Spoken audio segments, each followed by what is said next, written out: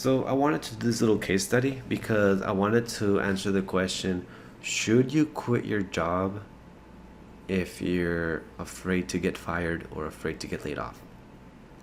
Now, in this example, this kid took it to the extreme. He's a 20-something-year-old that started to live in a van and started to travel. And I hopped into his live stream one day and asked him, hey, how are you doing this? And he basically said, well, I quit my job. And I thought that was pretty interesting. So I just decided to look into it and I came across this. So I'm going to go ahead and play it. To an end. Income for him. It's essentially a means to an end. When you get those jobs, that's what I'm saying. It's not about the passion or the hard work or how dedicated you are as a worker or how good you are an employee. It's about if I'm a hard worker, I'm going to go into my work. I'm going to do exactly what I'm required to do, and then I'm going to put my true hard-working effort into what I'm passionate about. You took remote working to a whole new level, right? So it seems like here they're arguing about quiet quitting and just employers having crazy expectations of your employees, which brings you to the point. Well, maybe you're not performing well enough. You could probably get fired. And while it is a valid point that you might get fired, you can still get another job with the skills that you learned. You can still get another job using the references that you have, and you can still get another job using the connections that you have whilst in that hard job. Now, the only reason I'm doing this little case study is because going to the channel here, it doesn't seem to present a realistic picture of van life.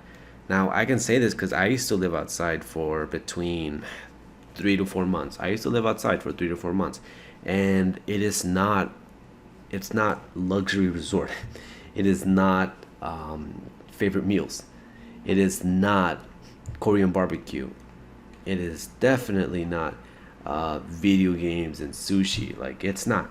Now, to present a lifestyle that is anything luxurious while living outside, I think that's pretty unethical. I think it's a pretty shitty thing to do because you're giving people the false impression that living outside is fun and games. It is not fun and games. I'm just telling you that right now. It is not fun and games. It is not video games and sushi.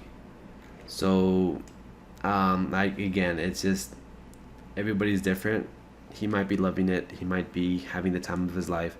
But when you go back to the job market, when you go back to working, if you did this lifestyle for a couple years, well, you're going to have an employment gap in your history.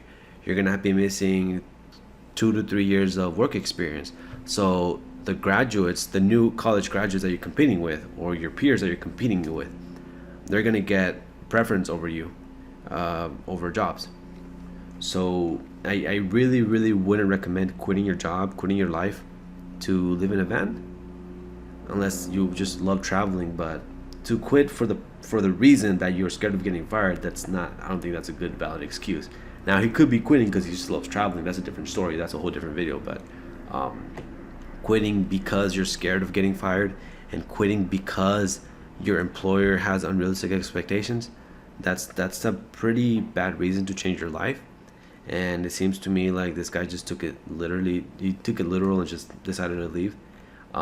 It's only soon before, one, the van breaks down, two, one day could potentially get robbed or somewhere out there because you're by yourself. I don't know what the laws are in different states regarding carrying personal protection, but they're different in every state. So just be careful with this guy, because I promise you, living in a van is not always hot chicken on the street. It is not always gaming. It is not always fun road trips. It's not. It's very dangerous. It's a huge liability because, one, you don't have health insurance. Guess what? You're sick. Boom. You're stuck with a huge medical bill, if you can even get it to a hospital. Two, your van breaks down. Boom. You don't have a house for a couple weeks. I know for a fact, if you get in an accident, you're gonna be without a car for a couple months, if it's bad enough, because that's how it is nowadays with the pandemic and everything. So take everything this guy says with a grain of salt, He obviously has to jazz it up for a living because he makes his money off marketing. He makes his money off YouTube. But just be careful with these videos. Some videos are way better at presenting the lifestyle in a much more realistic way. This one, after going over it, it is not very accurate. Like it's not Michelin star meals 24/7. It is not clam chowder. You know, it's not. It's just not. But that's pretty much it. I mean, just keep in mind that these videos are meant to be flashy. They're meant to be attention getters for titles. They're meant to be like, oh, yeah, I'm having fun. But yeah, just take everything with a grain of salt. And look for the good videos. There's good ones that actually present a realistic view, but not this channel, not this one, as of December. But thanks for watching, and be careful out there. Stay safe. Hey, real quick, I was finishing editing up the video, but then I saw this Point that you can go in the United States. He's basically driving from Florida all the way to Alaska, and honestly, the risk to reward ratio is so low. Like, there's just so much that can go wrong taking a van from Florida to Alaska. Like, it's insane. You might make maybe $10,000 from it, $10,000 in like ad revenue and YouTube revenue, but like, there's just so much that can go wrong. One, boom, you're gonna get a flat tire. That's just common sense. You're gonna get a flat tire easy driving that long and that frequent. And two, you might be loving every minute of it, but if you love traveling so much, just be a truck driver and record that. Like, you're literally gonna get so much more money, making twice as much money being a truck driver and driving that thing, because you're driving that thing cross country. You're driving that thing way more than a truck driver drives a truck.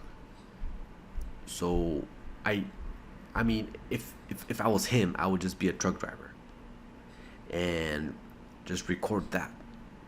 But I mean, man, it's 2022. It's almost 2023. People do stupid things nowadays, and I don't see this. I hope he makes it in one piece and safe, obviously, but from a logical standpoint, it is what it is, man. All right, that's it for this video.